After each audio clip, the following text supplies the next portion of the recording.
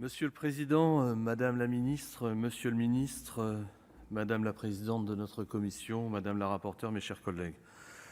Le 28 janvier 2015, le Parlement français reconnaissait aux animaux la qualité d'être humain doué de sensibilité. Nous étions loin d'une révolution puisque, dois-je le rappeler, les sanctions contre la maltraitance des animaux sont bien antérieures. Mais il s'agissait par contre d'une nouvelle étape dans une dynamique qui se poursuit aujourd'hui avec ce texte de loi que nous examinons. Nos concitoyens ont à cœur le bien-être des animaux. L'opinion publique est d'aujourd'hui de plus en plus sensible aux cas de maltraitance. L'affaire des chevaux mutilés avait choqué, révolté, à juste titre, les Français. Plusieurs propositions de loi issues de diverses tendances politiques sont à l'origine de celles que nous examinons aujourd'hui.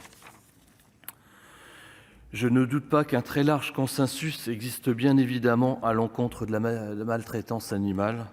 Je suis beaucoup plus réservé sur l'existence d'un même consensus quant à la définition même de la maltraitance. À écouter certains mouvements, tout animal domestique serait un animal maltraité en puissance. Si nous voulons être sérieux, il faut éviter tout raccourci. En effet, la réalité est bien plus complexe. L'histoire de l'humanité est intimement liée à celle de l'animal, et ce depuis des millénaires, et partie intégrante d'ailleurs de notre condition d'homme. Ces relations doivent néanmoins être empreintes de respect et de dignité. La cruauté envers les animaux n'a pas sa place dans notre société, et c'est d'ailleurs un indicateur quant à son niveau de développement. C'est pour cela que je me félicite que la Commission ait renforcé les sanctions de plusieurs actes de maltraitance. Les sévices et les atteintes sexuelles sont ainsi lourdement punis. De nouvelles circonstances aggravantes ont été créées afin de mieux protéger les animaux, mais également les enfants lorsque ces actes sont malheureusement perpétrés sous leurs yeux. De même, la Commission a intégré de nouvelles dispositions destinées à lutter contre les trafics d'animaux. L'amende encourue passe ainsi de 7 500 € à 30 000 €. Il était temps de rendre la sanction enfin dissuasive. En dehors des actes de cruauté, la Commission a sauvegardé le plus possible les principes de liberté. Et nous voulons véritablement le saluer. Ce texte comportait initialement nombre d'interdictions qui satisfaisaient probablement certaines orthodoxies, mais qui étaient très éloignées de la réalité de terrain. Deux sujets me semblent illustrer parfaitement ce point. L'interdiction générale de détention des animaux non domestiques dans les cirques et delphinariums aurait eu un effet négatif sur la conservation des espèces, mais aussi l'information du public. La solution retenue par la Commission permet d'assurer la surveillance des cas de maltraitance et leurs sanctions, y compris par la fermeture de l'établissement concerné, le cas échéant. Dans la même logique, l'interdiction générale de la vente des animaux par les animaleries ne résolvait pas les problèmes soulevés. Les animaleries dans notre pays sont professionnelles.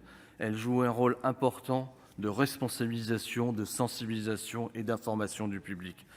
Plutôt que d'interdire purement et simplement une activité, nous préférons son encadrement sans contrôle pour qu'elle puisse se dérouler dans des conditions satisfaisantes. C'est en renforçant la relation entre l'humain et l'animal que nous ferons reculer la maltraitance.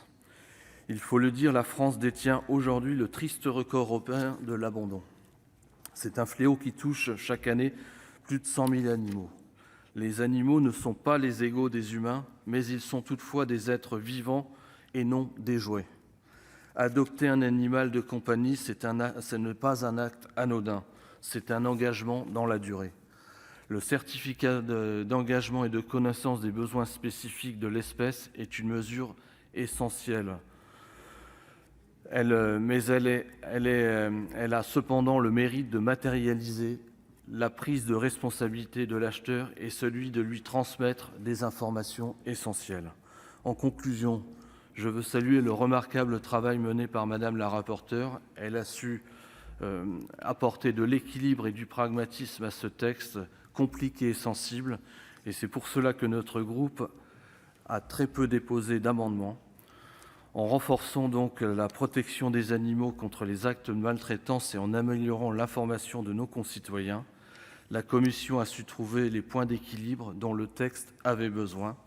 Donc notre groupe soutiendra l'adoption de ce texte. Merci, cher collègue. Dans la suite de la discussion.